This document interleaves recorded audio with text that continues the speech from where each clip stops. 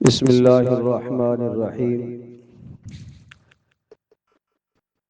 حضرت سلمان فارسی رضی اللہ تعالی عنہ ارشاد فرماتے ہیں کہ پیارے رسول صلی اللہ تعالی علیہ وسلم نے شعبان کی آخری تاریخ میں ہم لوگوں کو ایک وعظ فرمایا، اور اس وعظ میں پیارے رسول صلی اللہ تعالی علیہ وسلم نے یہ ارشاد فرمایا کہ تمہارے اوپر ایک مہینہ آنے والا ہے جو بہت بڑی اہمیت اور برکت والا مہینہ ہے، اور اس مبارک مہینے میں ایک ایسی رات ہے جو 1000 مہینوں سے بڑھ کر ہے، اور اللہ تبارک و تعالی نے اس مہینے کے روزے تمہارے اوپر فرض فرمائے ہیں، اور رات کا قیام یعنی نماز تراویح کو ثواب کی چیز بنایا ہے۔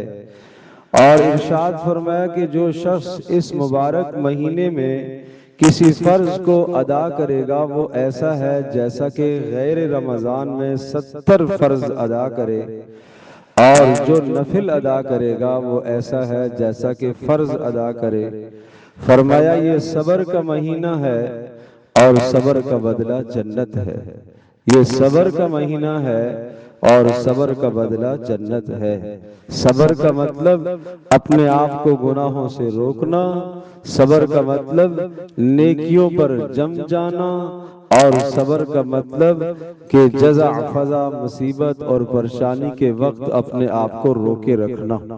اور فرمایا یہ لوگوں کے ساتھ غم خواری کا مہینہ ہے، دوسروں کے حال احوال معلوم کرنے کا مہینہ ہے، اور جس آدمی کو آپ کسی غربت میں قسمہ پرسی میں پائیں اس کے ساتھ مدد کریں۔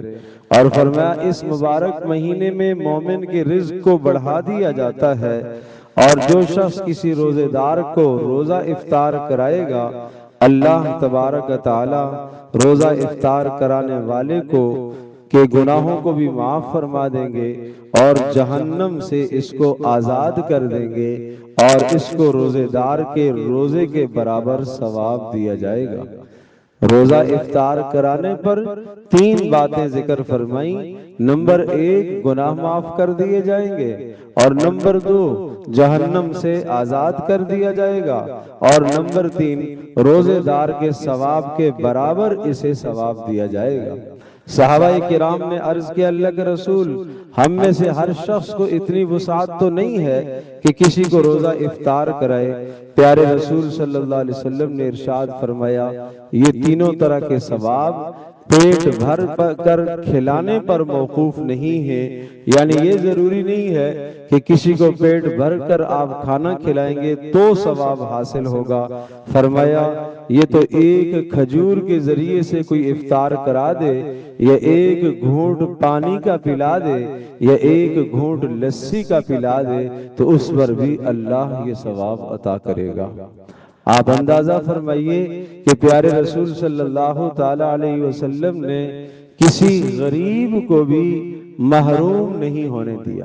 غریب سے غریب تر آدمی کہے کہ میں کیسے کسی کو افطار کراؤں گا، تو بھائی کسی کو پانی کا گلاس بھی فراہم کر دینا وہ بھی افطاری کا ثواب رکھتا ہے۔ کھجور کا ایک دانہ کسی کو فراہم کر دینا وہ بھی ثواب رکھتا ہے، اور کسی کو لسی کا ایک گھونٹ میسر کر دینا یہ بھی پورا کا پورا ثواب رکھتا ہے۔ اس سے بات یہ بھی سمجھ میں آئی کہ اگر کوئی ہمیں صرف ایک کھجور کا دانہ پیش کرتا ہے اور کہتا ہے بھائی آج شام کو میرے اس کھجور کے ایک دانے سے آپ نے روزہ افطار کرنا ہے، تو ہمیں بخوشی اسے قبول کر لینا چاہیے تاکہ اگلے کا ثواب پورا ہو جائے۔ یا ہمیں کوئی ایک پانی کا گھونٹ بھی دیتا ہے اور کہتا ہے کہ آج اس سے آپ روزہ افطار کر لیں تاکہ مجھے ثواب مل جائے، تو ہمیں بخوشی اس چیز کو قبول کر لینا چاہیے تاکہ اگلے کو ثواب ملے۔ اس لیے کہ پیارے رسول صلی اللہ تعالی علیہ وسلم نے آسانی فرمائی ہے۔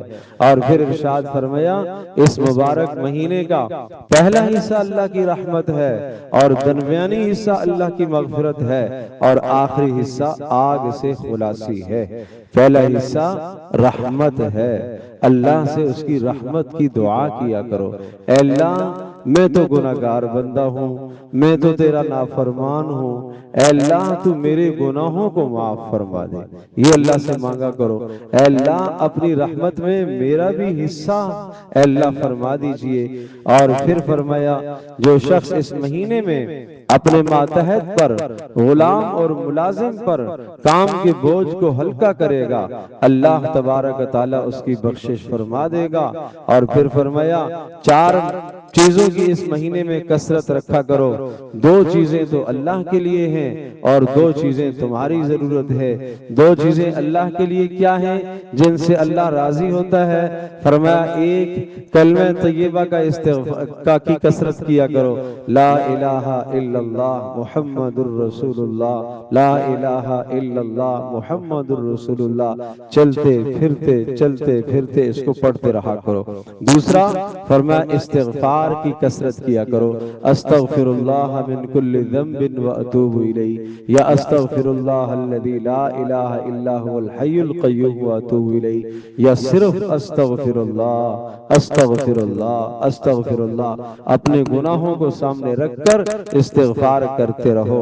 اور فرمایا 2 چیزیں ایسی ہیں جو تمہاری ضرورت ہیں، جن کے بغیر تمہارے لیے چارہ کار نہیں ہے۔